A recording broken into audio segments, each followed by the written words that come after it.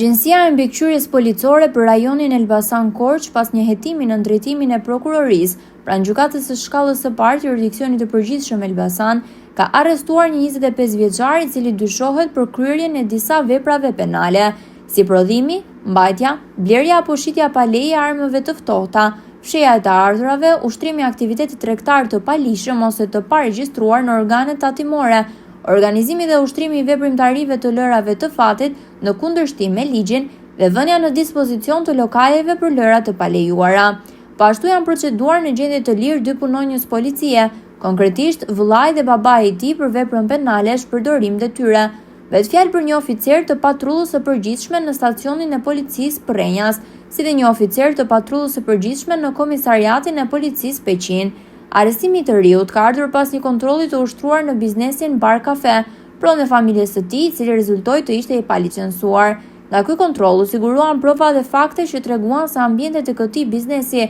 ishin përshtatur për organizimin e lërave të fatit të palishme. Gjatë kontrollit u sekuestrua një armë ftohtësik, një telefon celular dhe shuma monetare prej 612.700 lekë dhe 550 euro, që ishin të përfituara nga ky aktivitet i palishëm.